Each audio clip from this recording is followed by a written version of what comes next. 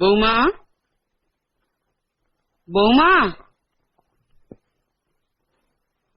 আপনি হঠাৎ এখানে কেন? আমি আমার কৃতকর্মের জন্য ক্ষমা চাইতে এসেছি বৌমা। আমার ভুলের শাস্তি আমার ছেলেকে দিও না। আমি আজ এমন একটা সত্যের সন্ধান পেয়েছি যা আমাকে আমার ছেলের কাছে দোষী করে দিয়েছে। আমি শুনেছি স্বামী স্ত্রী হয়েও তোমাদের দুজনের ভেতর কোনো সম্পর্ক নেই। ঠিকই শুনেছেন আপনি। আমরা দুজন একসাথে রয়েছি নিশ্চয়ই, কিন্তু আমার ছোঁবার অধিকার আমি তাকে দিইনি। আমি এই ভেবে তোমাদের বিয়েতে রাজি হয়েছিলাম যে বিয়ের পর আমার ছেলে তোমার সঙ্গে সুখে থাকবে। যেদিন তুমি হাত কেটে রক্ত বইয়েছিলে আমি ভেবেছিলাম তুমি তাকে ভীষণ ভালোবাসো, কিন্তু আজ সে রক্তাক্ত হয়ে পড়ে আছে। রক্ত? ছেলের গায়ে ছোট্ট ঘা খরচা দেখে এরকম ছটফট করছেন পার্বতী দেবী? আমার হৃদয়ের ভেতরে যে ঘা হয়েছে দেখেছেন আপনি? বহু গভীর সে ঘা। তারই প্রতিশোধ নেবার জন্য আমি তাকে বিয়ে করেছি। তার গর্বকে চূর্ণ করে দেওয়ার জন্য আমি তাকে বিয়ে করেছি। তাকে বরবাদ করবার জন্য আমি তাকে বিয়ে করেছি। না বৌমা, এমন কথা বলো না।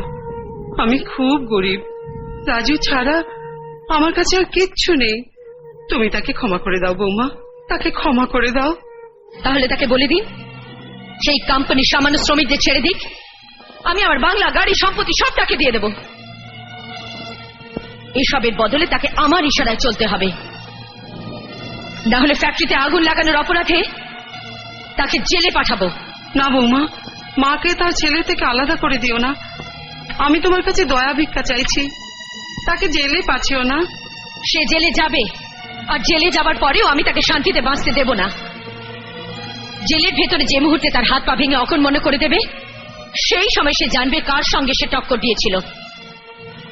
আর যেদিন পুলিশ তাকে মেরে মেরে আধমরা করে দেবে, সেদিনই আমার আত্মা শান্তি পাবে। এমন কথা বলো না বৌমা, অন্তত আজকের দিনে এমন কথা বলো না। আজ শিব চতুর্দশী পূজা, যেদিন সব স্ত্রীরা নিজের স্বামীর দীর্ঘ জীবনের জন্য ব্রত করে। সাবিত্রীও নিজে তপস্যা করে স্বামীকে জমের কাছ থেকে ফিরিয়ে এনেছিল।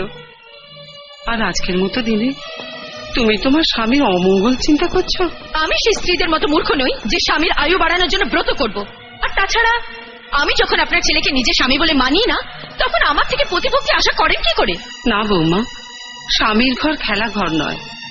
বিয়ের আসরে যখন কোনো পুরুষ স্ত্রীর মাথায় সিঁদুর পরিয়ে দেয়, তখনই তারা একই বাঁধনে বাঁধা হয়ে যায়। হতে পারে, তবে আমার কাছে সেই শুধু একটা খেলা।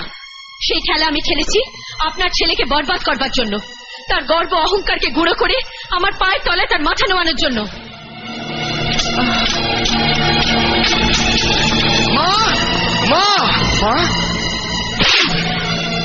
তুমি সবেতে নাম্বার 1 হতে পারো, কিন্তু স্ত্রী হিসেবে তুমি একটা zero. You are a big zero. নারী জাতির নামে তুমি একটা কলঙ্ক।